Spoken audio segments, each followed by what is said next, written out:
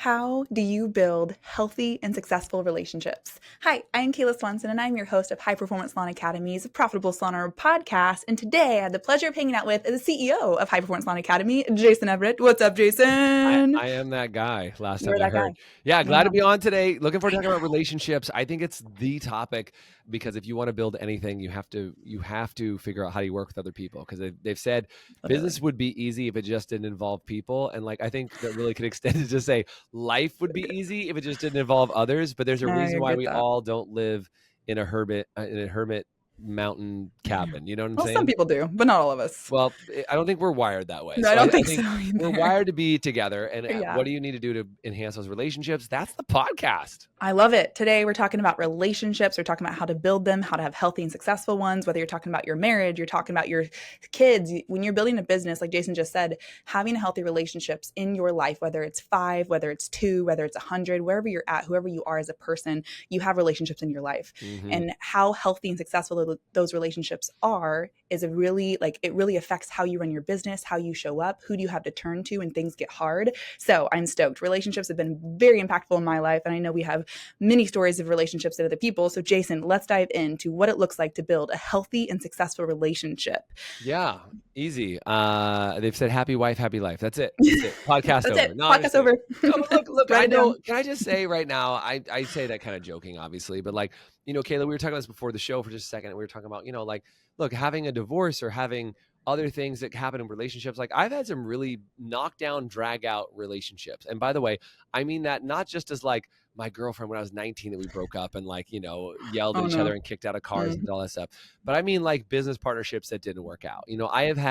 I have had 10 different business partnerships in my lifetime, and which is a lot. And some worked out okay, and some worked out terribly poorly, and some, were good for a while and then didn't work out. And like, so I think there's so many things that for people, they get to understand, like, what does it take to really build powerful relationships or partnerships? And I also think that having relationships with your parents and having a relationship with your children, which I know is more your jam, and talking about, and raising your kids and having healthy relationships and maintaining boundaries and all that stuff, that those are things that just don't take for granted that relationships can be so impactful, because your ability to have relationships with the team members and the leaders and the people that you work with are what will drive your success, because you can only be so successful on your own. And if you really want to establish a business that we talk about inside the Academy establishing, it means you're going to need to have some powerful relationships. And so that's why I'm saying, like, it is a big overarching, and don't think if you had a divorce or a partnership implosion or whatever else, that means you're a terrible human. It doesn't mean that. It just means you're a very experienced human.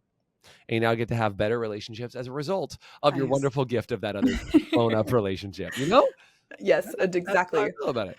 And I love how we're not talking necessarily about like certain people in terms of like, here's how to build that relationship with that person, but how you yourself, how you as an individual has healthy relationships in your life, no matter who that is. So it's like, how do you as a person become someone who knows how to build those healthy relationships? So it applies to your spouse. So it applies to your team. So it applies to your partnerships, which I think is really important distinction to remembering that when we're building relationships, there's a very internal like thing that you have to do as a person to make sure that you are being an advocate for the relationships in your life and how you want to place in those boundaries and hold yourself accountable to the boundaries in which you want to hold, so you can have those successful relationships. So I'm super excited for today's topic. Yeah. So I'm going to tell you something funny. I just shot a daily boost. By the way, if you don't get my daily boost, I send out a video every day, Monday through Friday. And if just send the word boost on the podcast, and hopefully we'll get it to you. Yes. If not, sorry. Send boost. We'll put it in the description. We'll get it. But you can hopefully sign up for it. And every day we send a text message out. And this is one I sent out for today to be submitted in the archives that get done. But I said, I'm really weird, if you didn't know. And I invite people to things that I know they can't come to. Like, is that a weird thing to say? And let me explain what I mean by that. Is like, if like, I know a lot of people like, I never get invited to anything. Nobody ever invites me. And like, I just, whatever. I invite everybody to everything. So like, if I know that I have friends that I haven't hung out with in a while, and I'm going to have a party, or I'm going to go, like this was the exact scenario. My wife and I were out on a date the other night, and we wanted to go camping. And like, I know most of our friends are not going to be able to make this date. Like, I know that that's the case. But my wife's like, who do you want to invite? I'm like, well, there's a couple people that we know might be able to come. A couple people we think maybe would be excited about it. Some people that I know wouldn't be excited about it. But guess who I invited? all of them. I invited all of them. I'm like, Mm. hey, so-and-so, are you and your spouse available to come hang out with us? We're going to take the family camping. And like, they're like, oh, shoot, we can't make it. We're going to be out of town. And I kind of knew they were going to be out of town. But like, I invited them anyway, because as a friend who's looking to build relationships, is what I'm saying, as a friend looking to build relationships, my job is to do more inviting so I get invited. Now, how does that Interesting. play out in a regular situation? Because like, Yes. if I invited, like, we may only end up going camping with one other set of friends or maybe two. I invited a couple of dozen friends, like at least a dozen. I invited a dozen friends. Most of them said no. I don't feel rejected. I know that they were busy. I know they have families. I know that that weekend's not easy for everybody to get off. Like, and we're doing a 3-day weekend. Like, not everybody can do that. But the reason why I do it is to lay the framework for the foundation that they feel invited and they feel a part of my universe. And the people that message me back, like, Jason, thank you so much. You always invite us to so many things. I know we can't come that often, but just thank you for inviting me. Feels That's different. layer one of building a relationship, is to not only invite people, but to give and expect nothing in return. So I'm giving somebody an invitation to come. Like, it doesn't cost me anything to invite somebody somewhere. And these are people I genuinely want to hang out with. It's not like I should invite people that I don't want. Just going through your contacts. Yeah, They but look good. I have dozens of people that I could call and be like, hey, do you want to come? And I know that a lot of them can't. And I think a lot of people in that exact situation would just not invite their friends they know can't make it. But I don't. I invite them anyway. And then the next time they're throwing a party or doing whatever, then like, hey, Jason, maybe Jason can come. And sometimes I can come, sometimes I can't. But like, I see that as a way to initiate the friendship. Yeah. So how does that apply to like a regular situation in your business or in the salon? Well, I give compliments freely. That's a free gift for me to give. I'm like, hey, Kayla, I like your necklace. Or if you ever hung out with me at a training, and I hope I'm not selling myself out too hard here, but like, we just did our destination training. You know what I try and do? Anybody that has anything that stands out that they wear, I will tell them. I will tell them. I will tell them. I will tell them, because compliments are free and it builds relationships. So like, I love those shoes. Or like, God, that pattern looks super good. Or like, that color looks amazing on you. Or I like what you did with your hair. Or I really like those earrings. And if I see somebody that's wearing something, and not in a creepy way as a guy, like, don't be creepy, fella, okay? But like, because I just, as a guy, I gotta be careful. I can't be like, oh, your rear looks great in that dress. You can't say that. You can't say that. But I can say, hey, Kayla, that is a great dress on you. Right. And like, and be classy, fellas. So this is for the men. Be classy. But what I'm saying is, giving compliments is free. So I give more compliments than I ever want to receive. I give more encouragement than I ever want to receive. That's foundational principle number one to building relationships, is give before you ever ask for anything, and don't ever expect anything in return. I don't give a compliment because I want them, like, those people who are like, oh, you look nice today. Do I look nice today? Really? Look nice today? You noticed? And they're oh no, but they're waiting for the compliment back. That's what I'm talking about. Like, Kayla, have you ever met that person that's like, oh, Kayla, you look good. You're like, do I look good thank too? you. Do I look good too? And I'm just saying, like, I Searching for completely give something. that compliment for free, and I really don't give it to get anything. In this old networking group, it's called BNI, Business Networking International. It's very fancy. They call it giver's gain. They said, look, you give because at some point you will gain, but you don't give with the intention of receiving. And so in building relationships, you got to give. And as business owners, we end up pouring into people. We pour into our staff, we pour into our clients, we pour into our friends, we pour into all those things. And yes, you're going to be pouring out a lot. But guess what? You know how much energy it cost me to give a compliment?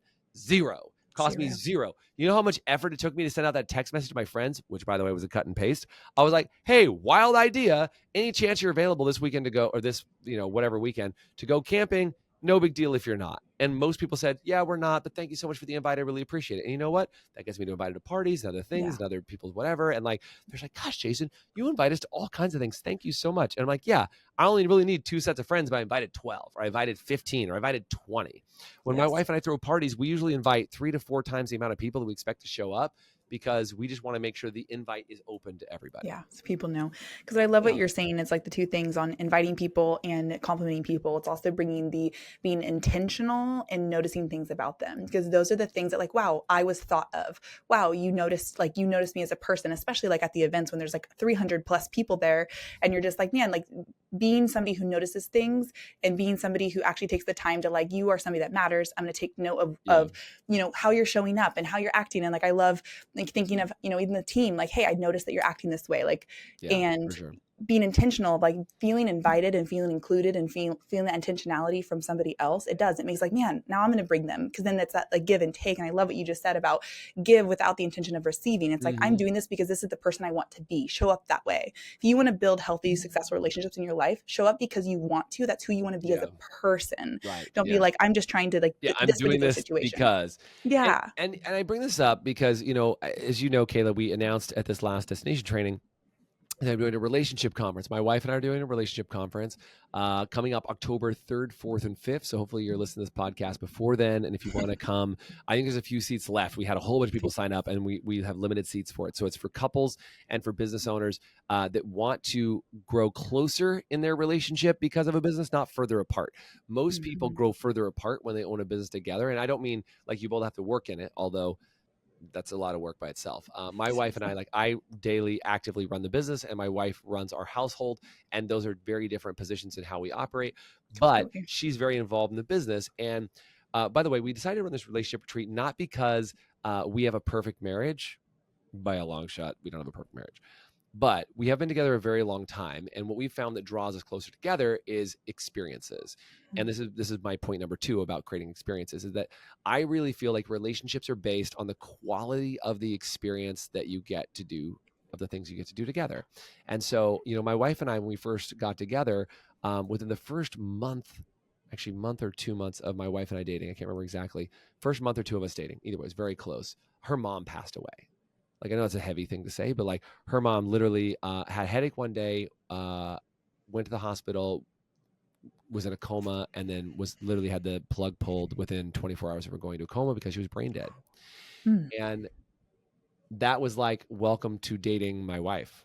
Was like, I'm in the hospital with her as she's crying as her mom is passing away. And my like second date with her is to her mom's funeral. Like, that's crazy, right? Crazy. And I just say that because that's an experience we had together. Now, it doesn't have to be a positive experience, can be negative experience, can be a building relationship. And I remember, you know, when I was in the hospital with her and her mom and all these things, and just being like, man, I remember thinking to her mom, didn't say anything out loud, but I'm like, I'll take care of your daughter.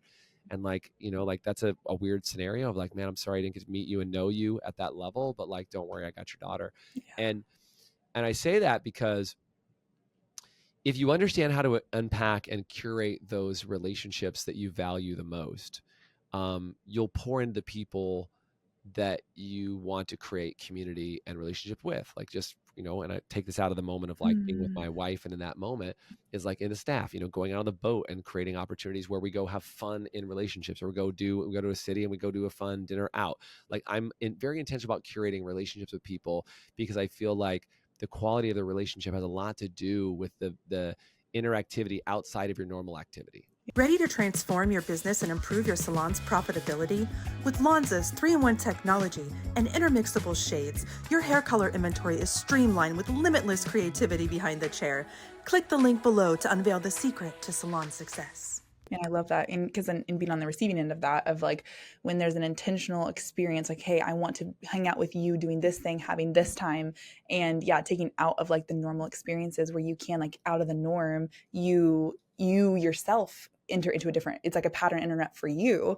And so even taking yourself and how you show up, and then the person, whether it's your staff or your spouse or whoever it is, it's a pattern internet for them too, and doing something fun where you're enjoying yourself. And that's when the relationship really does blossom. Like, we have our team building adventures that we do. It's like you just grow in a different way with the staff because it pulls away the work. You bond with people very differently. Completely. And that's where I said, I gave 2 pretty extreme examples, like my mother-in-law passing away and like going on the boat. I just mean, like, it's the experiences that shape our life and our reality. And it's like the reason why, you know, Kayla, you and I can have a different relationship is we've done a lot of different things together, right? Yeah. Like, I mean, you helped me with the high octane this year and other things. Like, we've done some cool things. We've stood on a glacier and, you know, jumped in, you know, negative 30-degree water and whatever, you know, like, okay, not negative 30, that'd be too cold, but like 30-degree water. And like, the idea is that, you know, when you bond over experiences and you can take those experiences and turn them into relationships, that's really what this is about. Is like, this whole life is about how do we have experiences to create some shared reality and some common ground that help us see each other as human beings instead of as transactional individuals? I think most people see another human being as a transaction or a means to an end. Can this person give me a child that I can raise in this world? Transactional. Can this person help me grow a business to what it is? Transactional. Can this person do the job that I must pay them to do? Transactional. So how do we get them to go from a transactional relationship to a deeper, like, hey, I like you as a human being and I like the transaction we get out of these relationships. And can we turn that into something that lasts for 2, 3, 5, 10, or hopefully in a committed relationship into a lifetime? And so going back to this relationship retreat my wife and I are doing, again, October 3, 4, 5, comment committed, pluggity plug, if you want to come to it. And we'll see if there's some spots available. But it wasn't because my wife and I had an amazing relationship. It's because those experiences turned us into people that said, we need to create more experiences for spouses that have some layer of work together. Because I can't tell you the number of people that are in the academy or in another place with us that say, you know, Jason, I'm growing in the academy, but like my spouse isn't. What do I do? Or like, I haven't found the right person. I've had people who've done Little Voice Mastery, which is one of our personal development programs. You know, people have done Little Voice Mastery with me and they're like, I don't know how to have a relationship with myself, let alone with somebody else. And so it's like, all right, you won't find somebody in your life to share a relationship with until your relationship with you is right. And then once your relationship with you is right, then you can get it right in somebody else's relationship. Now, sometimes, like dumb luck, you can just hit another human being and then you can figure out how to work it out with each other. But like, as you get older in life, you got to get yourself right and get somebody else right. And then you can sort of figure it out together, because your life will only get more complicated. More kids, more business, more income, more money, more complexity. And it just starts blowing it up, which is why people, once they have kids, it's like, well, maybe this kid thing is more complicated than we thought. And like, now we don't even have our relationship because we have kids in the mix and a business in the mix and all these different things. It's just easier to walk away. And so this relationship retreat was really like, how do we create intentional curated moments to build a deeper relationship with other experts from, not that have perfect relationships, but are in different seasons and different levels of study. And we're like, I just very selfishly was like, my wife and I want to go to an amazing relationship conference. So instead of trying to find one, we just made one. That's how we like to do it. And so it was like, all right, let's make it happen. First time my wife and I have ever done an event together, which I'm super pumped about.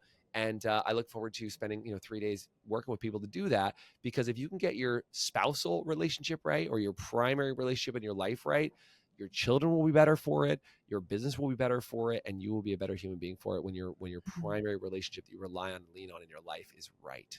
Literally, man, I love that. It's so powerful. And I feel like I love when in relationships, like you just said, that getting your relationship with yourself right. And then also realizing that when you are pursuing any relationship in your life, and like you said earlier about don't pursue people for what you can get out of the relationship. When you start to realize of like, I want to be the person that pours in, and you stop pursuing people for what you get out of it, then you start looking for ways to curate experiences that are for the both of you, that are for like, hey, let's do this together, invite them into your world. I know for me, like sometimes I'm like too busy and I have too much going on. I was like, I don't have time for people. And I'm like, oh, because I'm not inviting people into my world to experience it with me. And then you won't have the people around you you want to have around you. Exactly. And I blame everybody else, blame everybody else for them not having time for me when I was. I've never blamed anybody else in my life, Kayla. I don't have that problem. You're solely solo. Me. No. And I blame people for plenty of stuff. And I think, and again, my goal is to get better every day. And how do I work on and improve my relationship and do all those things? But I think, Kayla, that's to your point is how do we custom curate those moments to build deeper relationships? Because my guess is that it has to do with how you file away experiences that you've had is why you do or don't get along with people you get along with. Yeah.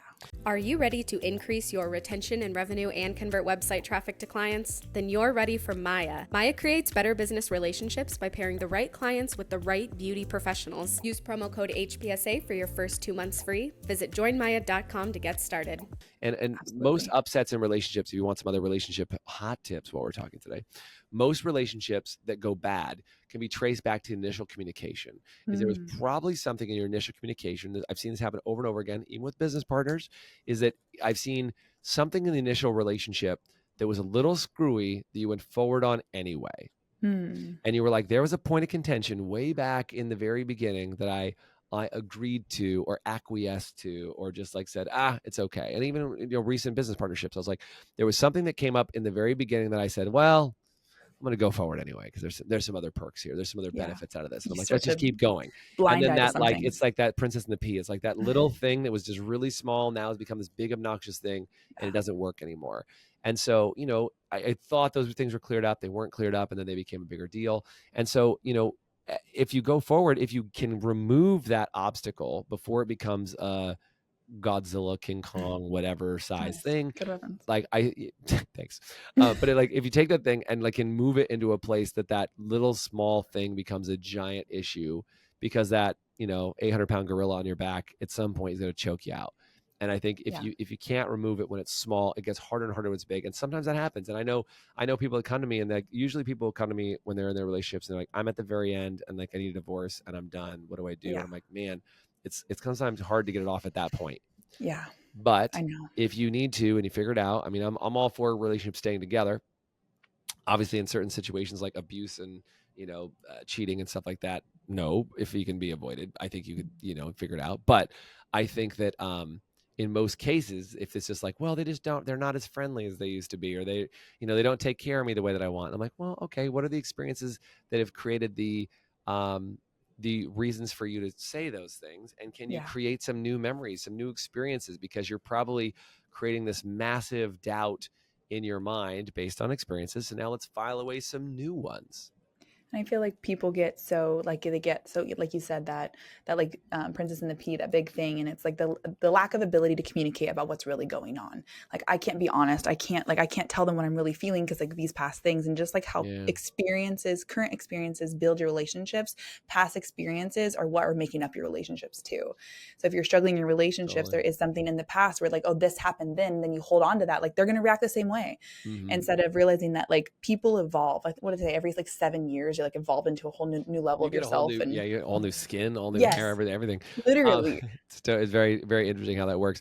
What was I going to say? There was something about, I was going to throw something else out there that just totally escaped my mind. But I think the idea here, Kayla, for me in this kind of relationship balance is like, how do you curate amazing relationships that build and bring value to everything you do, especially in your business, especially in your business? How do you create intentional relationships? How do you create beneficial, like mutually beneficial relationships where they get something from you, you get something from them, and vice versa? And it allows you to have these intentionally curated magical moments that create this beautiful thing we like to call life, because life is better when it's done together.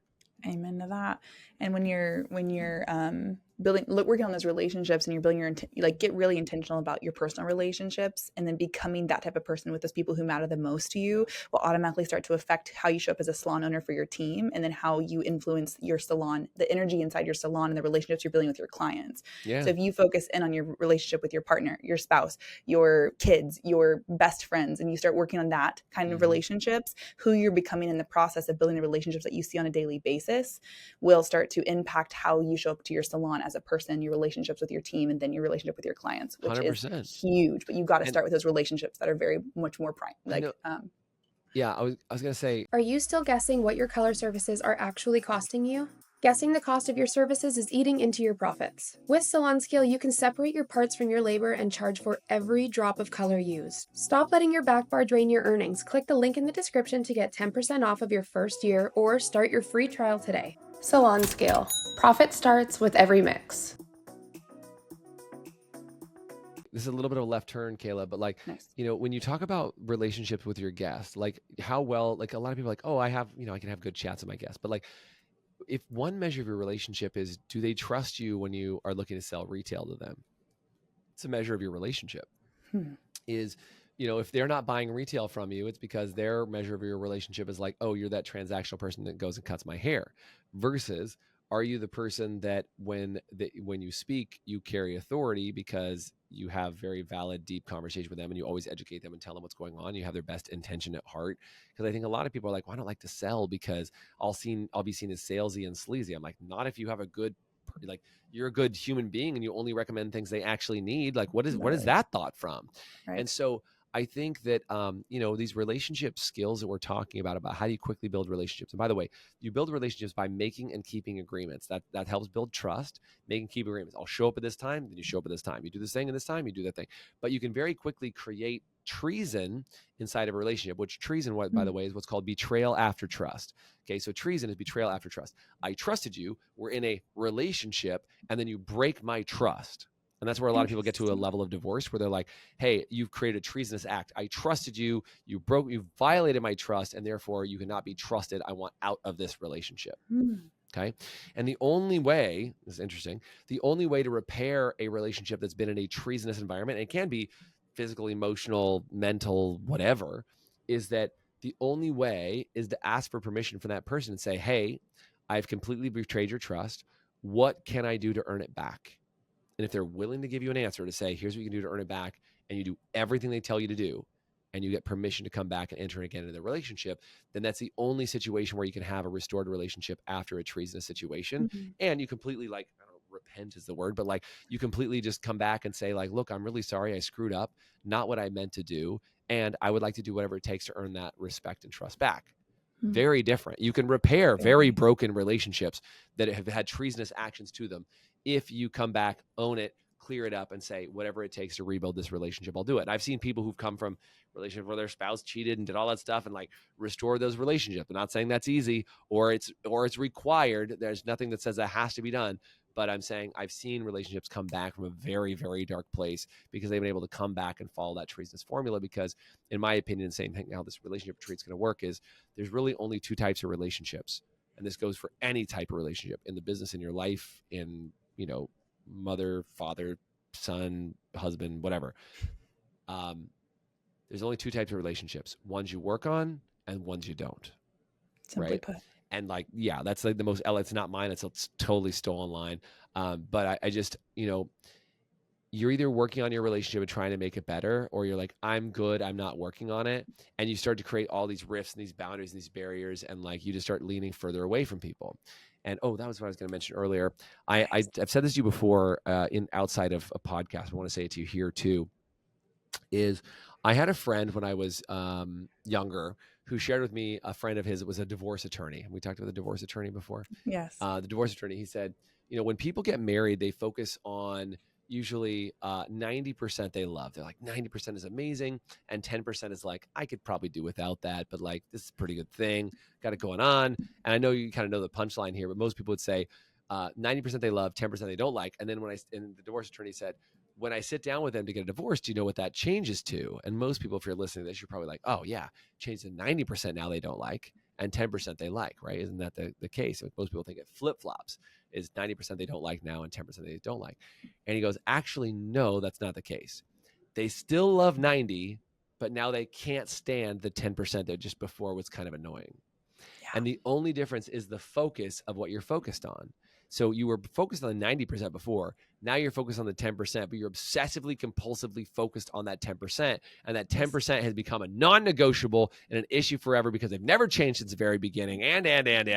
So you're probably listening and going, holy crap, that's what I did to my ex, right? Or holy crap, that's what I did to my previous partner. Oh my God. And again, same thing, man. Like business partner or friendship or whatever is like, yeah, you're right. It's a divided focus. It's like, that 10% becomes unbearable now. And so you break that up. And again, all you can do is either work on that relationship or not. And if one of you chooses not work on the relationship, then you're out. All it takes is one to break it. It takes both to play and it only takes one to break. Wow. Man, so good. I love talking about this topic on relationships. And I think above all else, realizing that in building any relationship in your life, the number one thing to start with is a relationship with yourself. You deserve 100%. An active pursuit on the daily, routines, taking care of you on the daily. You need to pursue your own relationship with you. That is where it begins. Before you can have a relationship with anybody else that is successful to any caliber, learn how to have a relationship with you and what that looks like. Because how can you help somebody else know how to take care of you and have a relationship with you if you don't know how to take care of you and have a relationship 100%. With you? Then you're both lost trying to figure it out. And then it's a lose-lose situation because I'm like, I'm just trying to love you. And you're like, I don't even know what that looks like. So you don't know what to look for and find. And so realizing that is where it begins and starting there. And then from that comes like, oh, wow, actually, I really like this, or I really enjoy this. Because I think we get in these habits of just serving everybody else and loving everybody else because that's what we know is how to do it to other people. We forget that we are lost in the sauce. Yeah. And this is silly to do this at the end, but I think it's worthy of doing. Nice. Is that how does this tie into having a profitable salon? I think you've been able to draw the line of listening to it, but if you're really still at the end and you're stuck, guys, is that if you don't have positive relationships, you won't have a business. And if you don't have a business, then you can't have a profit. You can't do all those things. And by the way, the only way you will grow this into the level it deserves to be is with having relationships with other people. Mm. And if your business is built up to a level that it ruins your household, like I've known a lot of successful people who have grown an incredible business and their house was in shambles. I mean, like their physical, I don't mean their physical house. I mean their house of their spouse, Yes. their house of their children, their house of those things. Like I never want to be a person who like, you know, I grew an amazing business, but my kids are on drugs and my wife hates me and we want to get a divorce. And like, I've seen this. And Kayla, you were with me when we were up in Tahoe with our mentor crew. And one of the things that really like touched me emotionally is I said, Jason, what I love about working with you is like, you're still in a great relationship with your spouse. We've been together since I was 19. I'm 44. And like, and I love my life, my life and my wife more than I ever have. And a lot of them are like, I just have never had that. And most of the mentors, and it's funny. I was watching, not to throw him under the bus for this one, but I saw Gary Vaynerchuk, who a lot of people are like, oh man, I just saw he just got married. And I know he has kids. So I know he was married and then got remarried. And I was like, oh, it's very interesting that there was no wife ever talked about in any of his stuff. I didn't know what his family situation is because it was in upheaval. And because there was some chaos in his life. And I don't know him personally, but I just know that like, that's a hard thing. And I think there's a lot of people out there that are very, very successful that train wreck their relationship at their relationship is an expense of their business, if that makes sense.